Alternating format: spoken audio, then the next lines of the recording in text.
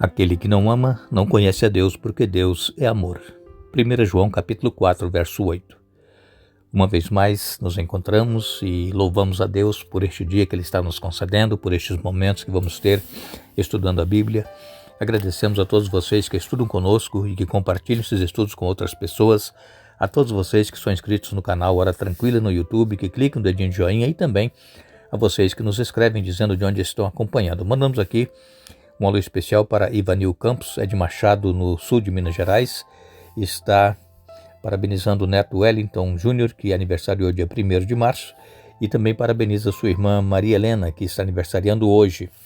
Genésio Mioto, de Caldas Novas, em Goiás, parabenizando a filha Vânia, que hoje também está aniversariando. Marlene e Erildo Westphal são de Vila de Laranja da Terra, no Espírito Santo. Marlene mandando um alô especial para Ernestina Becker, também para Luciene Vargas, Hélio Vargas e todos os seus familiares, e também a Marlene manda um alô especial para Eunice, que é a sua irmã, e Aparecida, que é a irmã de coração. Um alô especial ainda para Terezinha de Souza Vieira, para Valdenice Cani e também para o Marco Siqueira e Maria de Fátima de Oswaldo Cruz, em São Paulo. E todos os demais que nos escrevem, nós agradecemos e iremos sempre mandar alô para vocês. Iremos orar.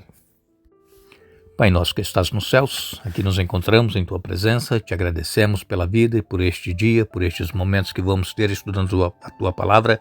Pedimos, Pai, as Tuas bênçãos para todos que nos escrevem pedindo orações. Tu sabes os problemas que cada um enfrenta. Abençoes o Wellington Júnior, que aniversariou dia 1º, também abençoes Maria Helena, que está aniversariando hoje, a Vânia, que hoje também está aniversariando.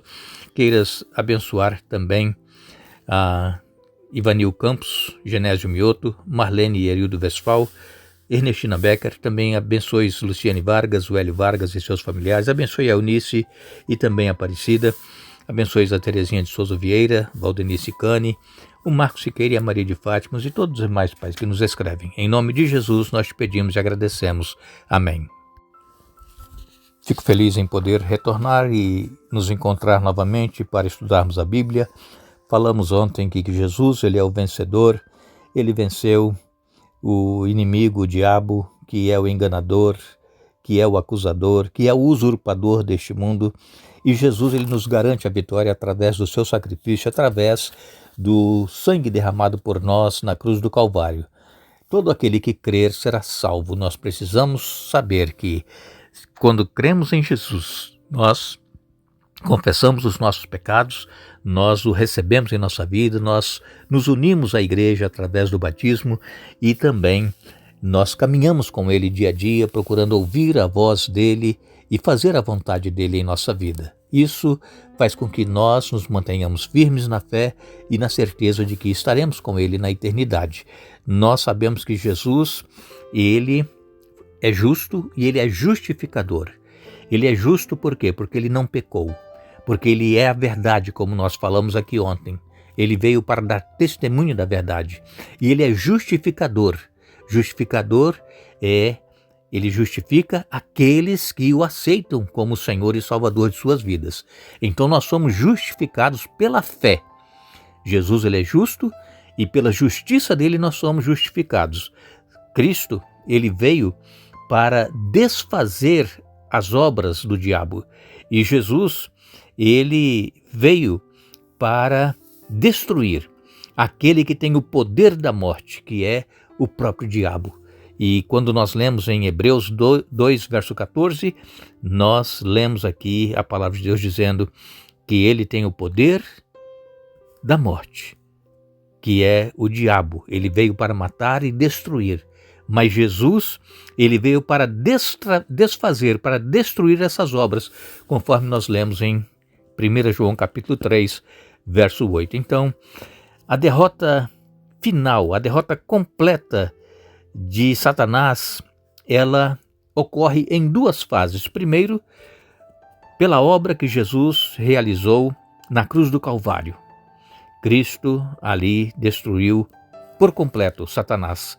E também, ali, ele refutou as acusações que Satanás fazia contra o próprio Deus. E também, no futuro, Satanás e o seu reino serão destruídos. Ele foi derrotado na cruz do Calvário, mas ele será destruído totalmente, se tornará cinzas quando após o milênio, descer fogo e enxofre dos céus e destruir o diabo, seus anjos e todos os que rejeitaram a salvação em Jesus Cristo. Quando nós lemos em Romanos capítulo 3, versos 23 até o verso 26, aqui o apóstolo Paulo, ele escreveu: pois todos pecaram e não alcançam o padrão da glória de Deus, mas ele em sua graça nos declara justos por meio de Cristo Jesus, que nos resgatou do castigo por nossos pecados. Deus apresentou Jesus como sacrifício pelo pecado, com o sangue que ele derramou, mostrando assim sua justiça em favor dos que creem. No passado, ele se conteve e não castigou os pecados antes cometidos, pois planejava revelar sua justiça no tempo presente. Com isso, Deus se mostrou justo, condenando o pecado, e justificador, declarando justo o pecador que crê em Jesus. Paulo aqui é claro em dizer que nós, todos os seres humanos, pecaram.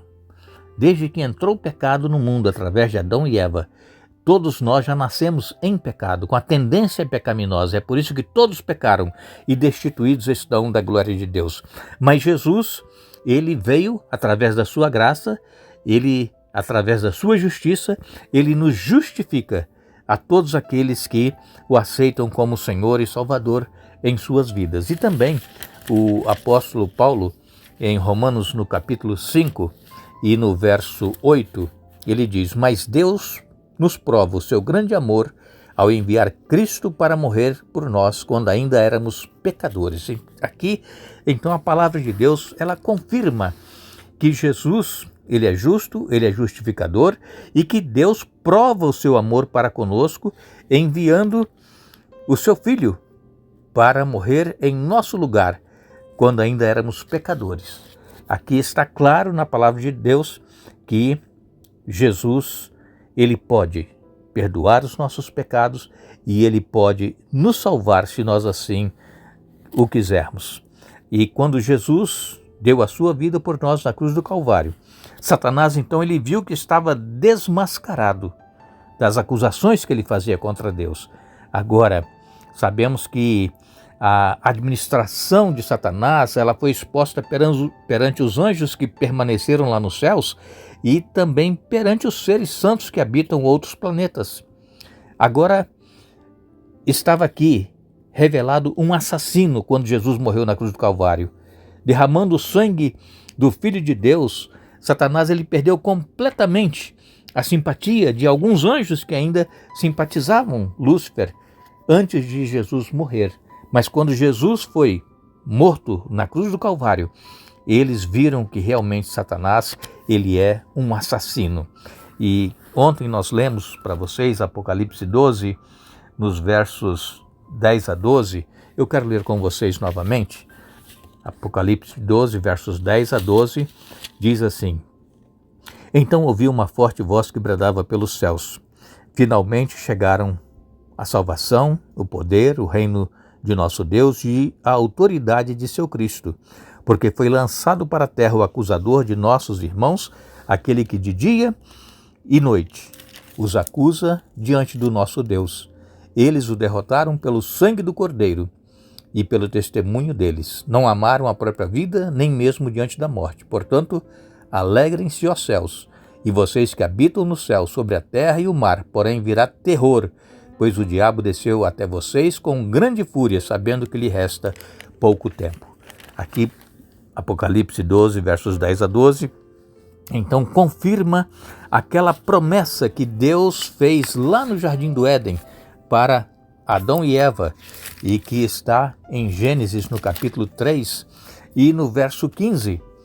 Essa promessa foi feita ali, Deus falando para Adão e Eva: farei que haja inimizade entre você e a mulher, falando aqui com a serpente, e entre a sua descendência e o descendente dela. Ele lhe ferirá a cabeça e você lhe ferirá o calcanhar. Então aqui foi feita essa primeira promessa messiânica de que Jesus, o descendente da mulher, haveria de vir e esmagar a cabeça da serpente. E foi colocada inimizade entre a serpente e a mulher. Foi colocado inimizade entre Satanás e a igreja. Mulher simboliza a igreja. Estudando em profecias, quando se fala em mulher, refere-se à igreja. Então foi colocado inimizade entre a serpente e a mulher. Foi colocada inimizade entre o descendente da serpente e o descendente da mulher, que é Jesus Cristo. E então, conforme lemos em Apocalipse 12, de 10 a 12, nós vimos aqui que Jesus, ele derrotou Satanás, derrotou a antiga serpente, o dragão, e ele sabe que pouco tempo está restando para ele. Ele continua atuando, ele está por toda parte tentando as pessoas, levando as pessoas a duvidarem do amor de Deus, a viverem a sua própria vida, não quererem saber do sacrifício de Jesus, pensam que isso é uma história, não é verdade. E então Satanás, ele faz isso, ele é o enganador. Como nós temos dito aqui, ontem nós falamos, ele é o enganador, ele engana as pessoas. E nós temos então que ter muito cuidado e saber que Deus, ele está pronto a ouvir as nossas súplicas, o nosso clamor e nos perdoar se nós confessarmos os nossos pecados. Aqui nós vemos então que a história da redenção, ela apresenta amplas evidências para termos confiança de que Deus sempre age para, no fim, alcançar o que é bom para todos os envolvidos. O Deus que nós conhecemos, o Deus da Bíblia Sagrada, sempre faz o que é bom e preferível dentro daquilo que está disponível para Ele neste grande conflito em que nós estamos envolvidos. Deus, Ele fez tudo o que Ele poderia fazer.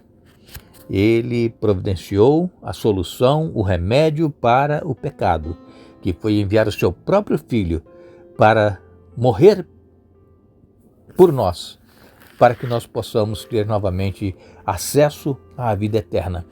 E volto a reafirmar que todos os que ouvem sobre o sacrifício de Jesus, que creem na Bíblia Sagrada, aceitam esse sacrifício em suas vidas e confessam a Jesus, têm os pecados perdoados e passam a ser também parte daqueles que herdarão a vida eterna. Então, de acordo com o estudo que fizemos hoje, nós vimos que Jesus, ele é justo e justificador. É somente através da justiça de Cristo é que nós obteremos a salvação. Não é através dos nossos méritos.